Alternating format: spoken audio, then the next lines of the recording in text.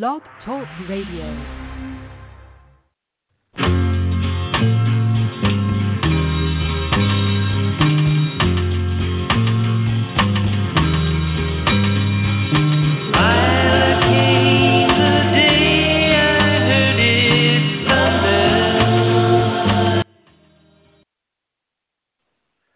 Hello, world. This is TJ Morris, and you're listening to PT Radio.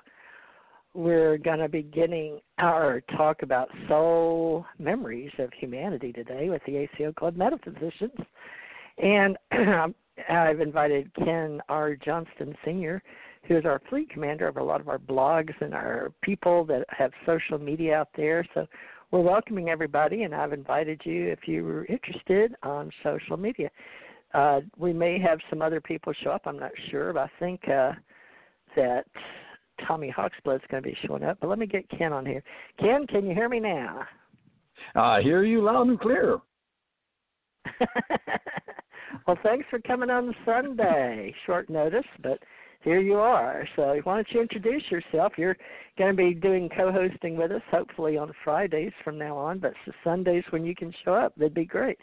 Tell them who you are. From Albuquerque. Oh, my name.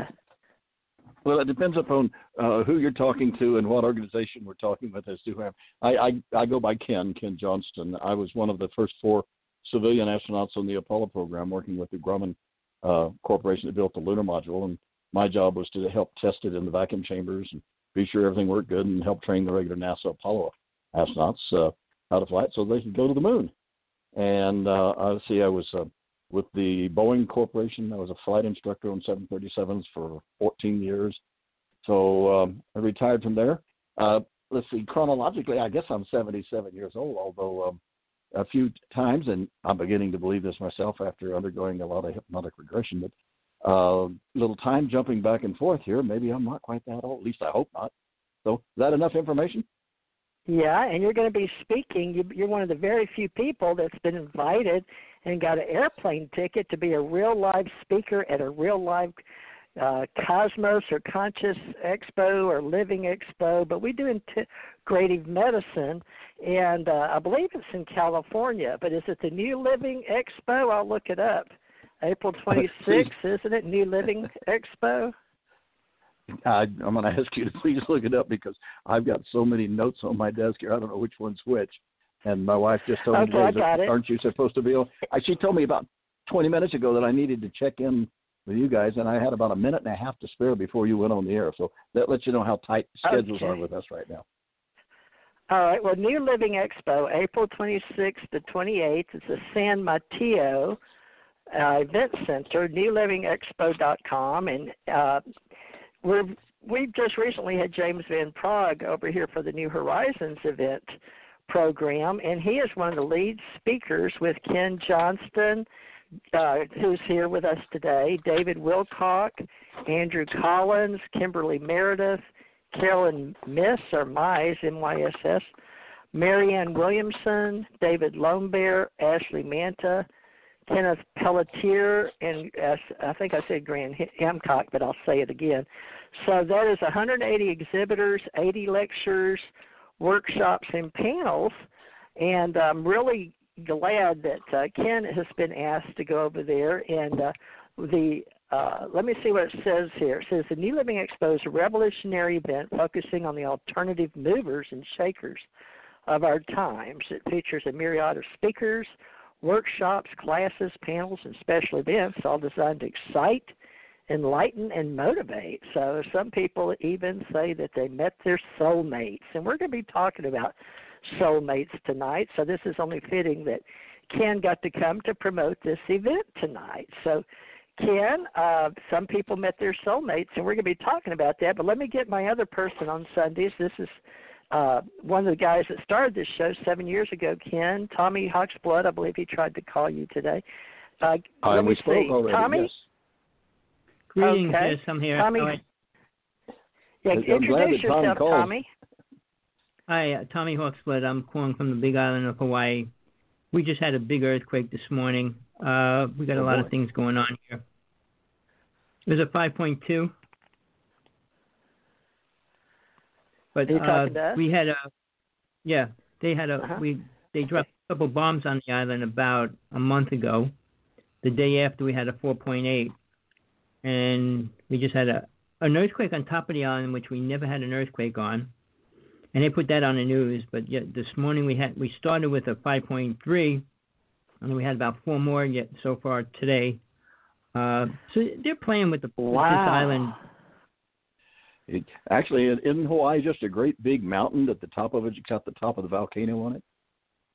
Well, I'm on the biggest the mountain on the planet, which is the Big Island of Hawaii. Yes, you're right. The biggest mountain, and the Army base goes 6 down. What was that, TJ? It happened near Kailua, 5.3. A big. It says 11 hours ago. It was on ABC 7 News, and it's saying the magnitude is 5.3. Tommy, and right.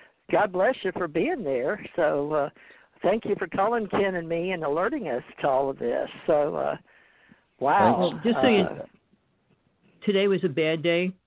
Hawaii had 1. Japan had a 5 and a 5.2. Alaska had a 5.3. Mexico had a 5 point. And Utah in the middle of the United States had a 4.6.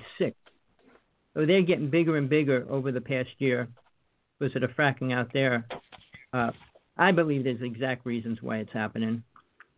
But your psychic friend talked about it. He said he prophesied about the 6th. I prophesied the last 2 7.0 earthquakes, but I'm prophesizing there's a bigger one coming in the next 4 to 5 months. Could be. And that's why I live at a mile high in New Mexico. And that's my choice. Well, that's a good choice. So, although I'm on the big. You live in the more beautiful place, so it's much more beautiful there than the high desert we have. But it is what we're. I'm closer to the moon, I think. Well, a little bit closer. Not much. Our mountain's still pretty high, but as far as I'm in Hawaii, I could write a book on how bad Hawaii is. We're the most toxic probably in the United States. 8 out of 10 people will come down with a respiratory or lung problem by the time they're 40. Wow. If they.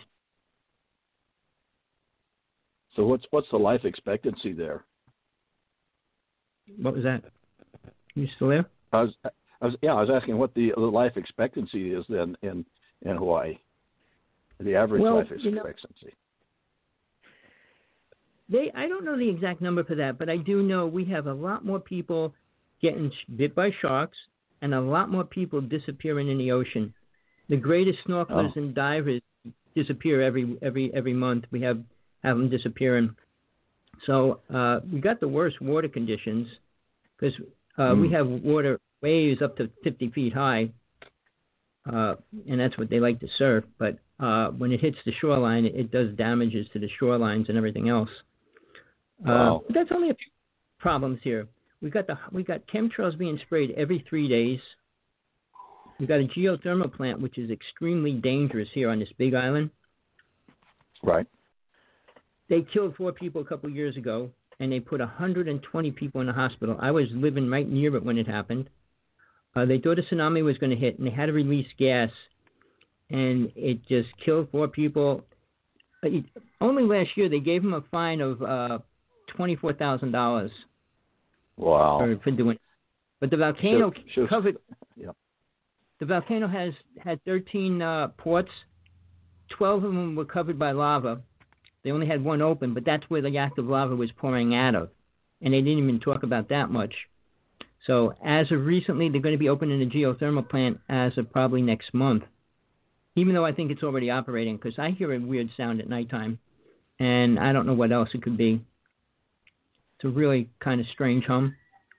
But I do hear it all night long. So, yeah, that's the interesting, beautiful Hawaii, how beautiful it is. I'm a rebel. If you listen to me and how I talk, I go into the facts. I don't go into what everybody else says. I have to prove things to myself. That's important to do your own research, is where you understand. I live, here in New Mexico, very close to at least 3 of the underground bases the extraterrestrials have been in, as well as our secret space program. So, yeah, we've all living in some very interesting times. Well, I went on. Do you know the name Robert Morning Sky? Now you want Morning Sky or Morning Star? Because we Not get Star, Robert Morning Sky and Morning Star. All right, Morning Sky, Ken, he's talking to you. So I'm going to mute while you two talk for a minute. All right, because I was friends with him. He was abducted by the government, and he was completely reprogrammed for real. He was the first person 35 years ago talking about Planet X and Nibiru coming here and everything. And I went on a vision quest with him. Ships came over us and everything. But while I was on the lecture scene, we were doing global sciences. They abducted him. They took him. They said he was doing a TV show. He came back. He was completely reprogrammed. His story, his grandfather was with an alien ship that crashed when Roswell happened. 3 ships crashed, and his grandfather he wasn't elderly at the time, but his grandfather and 2 other people actually had an alien up in the mountain for 9 months. Then the ship came down and took it away.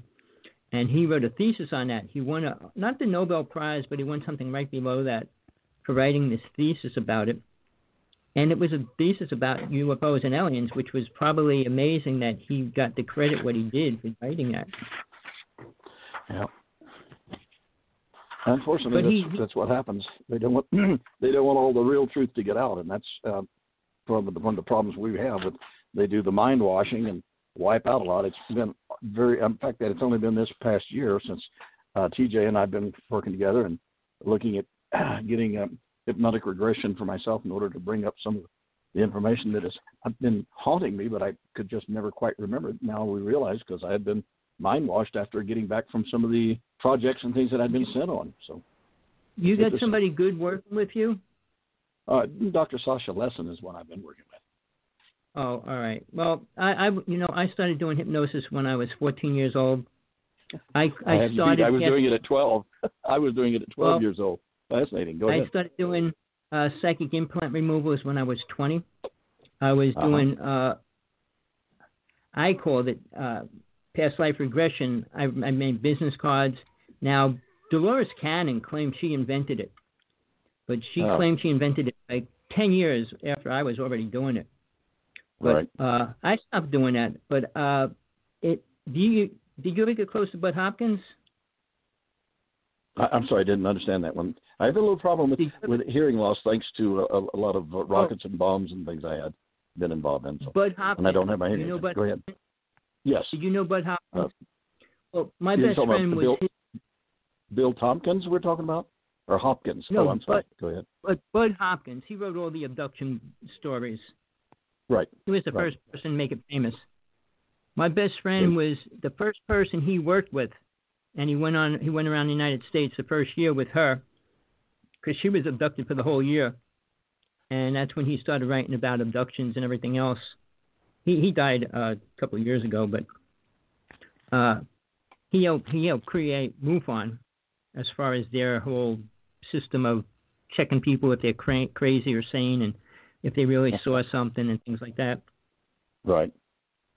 But I challenged him a lot because he never saw a UFO. He was never next to an alien. So all his is what people say to him, and I'm the opposite. I had all my direct experiences. So, I mean, I'm not coming from left field saying, oh, I heard somebody said this. So a friend of mine, Sergio 18, and I shot more pictures of ships than anybody else in the United States. Okay. We have pictures of creatures, entities, you name it. And we also went public in 96, filming orbs around the United States, wherever we went, in front of everybody. That's what I was doing for many years. But I pulled more into the spiritual side. Right. Now, I was, like I say, kept from being able to bring forward a lot of the information. Mentioning, back when I was 12, turning 13 when I went to the military, high school, junior college, military school at Oklahoma Military Academy. And there I would hypnotize friends and help them study for exams and stuff. So I was quite busy up until, until I was 20, and I went off for the Marine Corps. And I hadn't haven't used or worked with hypnosis in a few decades. And now I find myself that I